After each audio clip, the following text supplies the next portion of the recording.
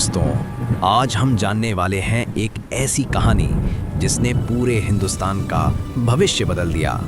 कैसे एक छोटी सी कंपनी, ईस्ट इंडिया कंपनी, धीरे धीरे पूरे भारत पर हाथ जमा बैठी। कैसे बिजनेस के नाम पर आए लोग राजा बन गए और कैसे ब्रिटिश एम्पायर इंडिया को 200 साल तक कंट्रोल करने लगा। ये कहानी सिर्फ हिस्ट्री नहीं, एक वार्निंग है कि पावर कभी भी एकदम से नहीं लेती, वो आपके आसपास से शुरुआत करती है। आइए शुरू करते हैं हिंदुस्तान की सबसे डेंजरस हिस्ट्री का सफर। 1600 के आसपास हिंदुस्तान दुनिया की सबसे रिच लैंड था। Spices, cotton, silk, diamond, gold, दुनिया यहाँ की दौलत से पागल थी। उस जमाने में आज का इंडिया, पाकिस्तान, बांग्लादेश सब एक ही देश थे और इस दौलत को देखकर यूरोप के देश यहाँ आना चाहते थे। सबसे पहले आए पोर्चुगीज, फिर डच, फिर फ्रेंच और इन्हीं की भीड़ में एक नाम छुपा हुआ था, ब्रिटिश ईस्ट इंडिया कंपनी का। 31 दिसंबर 1600 इंग्लैंड के कुछ अमीर लोगों ने मिलकर एक प्राइवेट कंपनी बनाई, ईस्ट इंडिया कंपनी। ये कोई गवर्नमेंट नहीं थी, बस एक बिजनेस, पर प्लान हिंदुस्तान में ट्रेडिंग का। 1608 में उनका पहला शिप सूरत के पोर्ट पर आया और हिंदुस्तान की कहानी बदलने लगी। कंपनी के लोग समझ गए कि हिंदुस्तानी राजाओं को सीधे जीतना मुश्किल होगा, इसलिए उन्होंने इस्तेमाल किया डिप्लोमेसी का।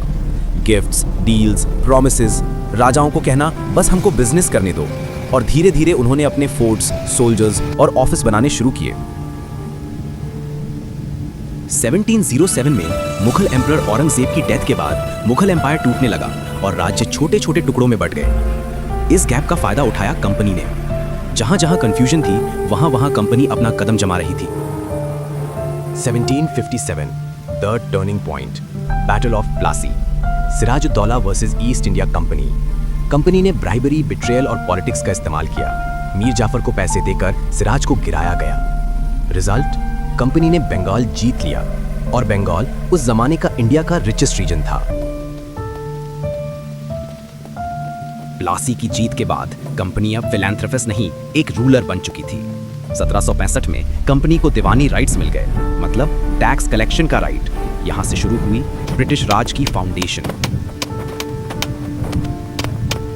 कंपनी ने अपने फायदे के लिए लॉज बनाए, इंडियन इंडस्ट्रीज को बंद किया, कॉटन ब्रिटेन भेजना कंपलसरी किया और इंडियन वीवर्स भूखे मरने लग गए। एक तरफ कंपनी का पैसा बढ़ता गया, दूसरी तरफ इंडिया गरीब होता गया।